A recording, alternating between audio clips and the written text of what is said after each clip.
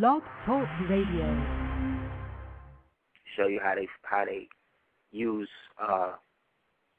legalese to be able to con you out of stuff.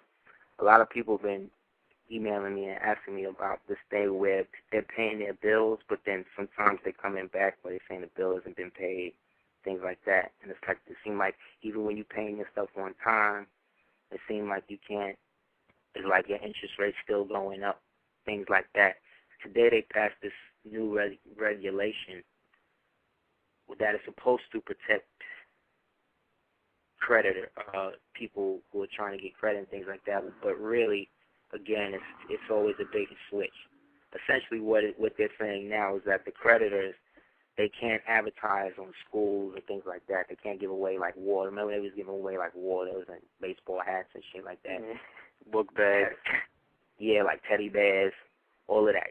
They can't do any of that no more. They can't advertise business amongst, under. And now, if you're under, let's say 21, you have to have a cosigner on your credit card. So now they're trying to appear more substantial, right? What also is happening though is that the credit card companies now have the ability to share information and raise your interest rates and things like that, regardless to how. Like, you could be paying your bills every month, and your interest rate can still go up. You see what I'm saying? Mm-hmm. So this is coming from the national, what they call NASDAQ, as well as BBC, just so people could check it out. Also Reuters, things like that. What's really going on is that the United States so-called dollar, which is a corporate warehouse receipt and evidence of a fictitious debt that the United States, that the post-World War II United States government owes. That's why they can lock you up if you rob a bank or steal money, because really what you're doing is you're stealing evidence of somebody else's debt, namely the government's debt, that they owe to the people who are printing the money, who is the Federal Reserve. The Federal Reserve, which is an agent of the IMF, is also a quasi-agency and contributor to things like Lloyd's Bank, Time Warner, all of that other stuff, Barclays of London, all of that stuff is hooked up, right? So what the corporations and people are not telling you is that because they're phasing out the United States as a sovereign nation, or as a so-called functioning corporation, because it's not a sovereign nation, but as a functioning corporation, it's now totally just insolvent. So from an insolvent status, you go to a dissolvement, like where you dissolve the whole thing, and then you create a new resolution. So what they are trying to do is use the money as a means of biding time for them to create and bring forth the newer currency. That means that with the new currency, that also means that new birth certificates have to be reissued as well, which then means that new bonds and all of this other stuff has to be then redone and redrawn up. So in the process of this reorganization, this is taking up 90% of the government, of the fiscal government's time, and attention.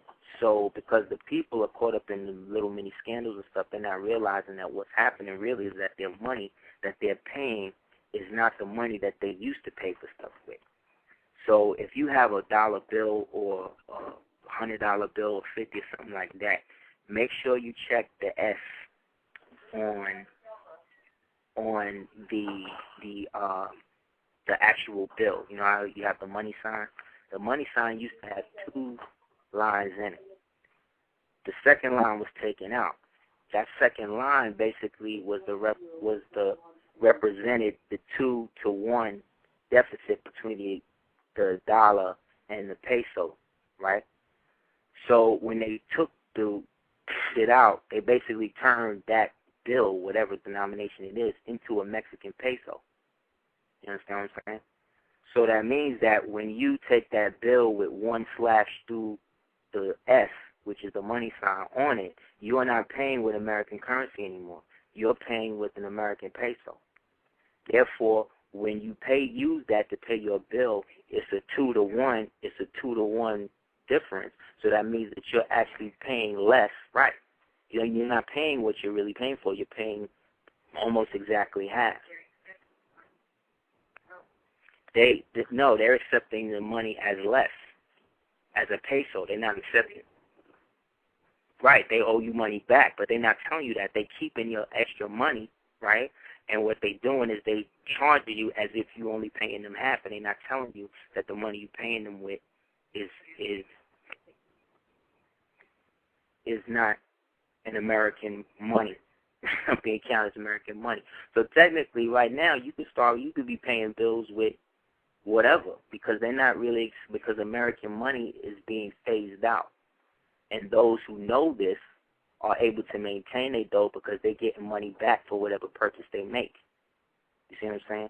This is all up under this whole HJR 192 chargeback, let's get our money through the Secretary of Treasury thing, which is why the Secretary of Treasury is got the low jack on right now, because he realized this was coming down the pike around the time Michael Jackson, around the time of the accident, wink, wink, of the Michael Jackson thing. Because on that day, people don't know, that was also the same day North Korea declared war on the United States. And it was also the day that China called in the note on an operation that the United States worked with China with around the time that Rush Hour and Kiss of the Dragon and all them Jet Li movies was popping in Hollywood. That's another form of you accepting your oppressor. You know what I'm saying? The United States is not even a corporation like that no more. It's an NGO. So in that, it doesn't really have the right to function by itself. So it needs allies to be able to front for it while it organizes itself into what it's going to be. And what it's going to be is some whole other shit in where nobody is really going to be able to have anything of value that is coming from a governmental space, no matter where you are on the planet. You know? So, all of this has been going on. This also means that all of the money and stuff that you have in the bank, you know, you got to make sure that you start to specify that you want it in whatever international currency you want it in. You know what I'm saying? Mm-hmm. People need to start taking a nice portion of their earnings and convert that into some type of commodity like gold, silver, palladium, you know, platinum, because they need that stuff to build the machines that they're using to cover all of this stuff up anyway. You know what I'm saying? Yeah. So they always going to need that because that's the only way that they can survive.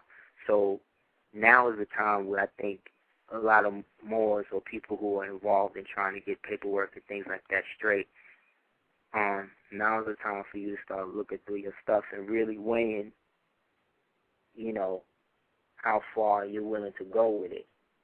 Because, you know, just doing shit to not pay taxes and to, you know, be able to put liens on people, that's really not what it's about. And I think people should also do the knowledge that UCC stuff has really nothing to do with sovereignty at all. You know, what you're saying is sovereign, or what is being recognized as what we would call sovereign, is really something that's being recognized in its true state, or what they read. So the secured party aspect of it really has nothing to do with sovereignty. What makes you sovereign is coming from the Creator. You know what I'm saying? Mm-hmm. What you're able to flip while you're a human on Earth is what the secured party stuff is for. That's why you should also, just as people make a delineation between a secured party and a debtor, they should make a delineation between a sovereign and a secured party. Even though they both, let's say, are the same thing, they're really not, because a secured party is dealing strictly with a commercial, or is dealing strictly with a material venue, whereas sovereignty is a universal concept.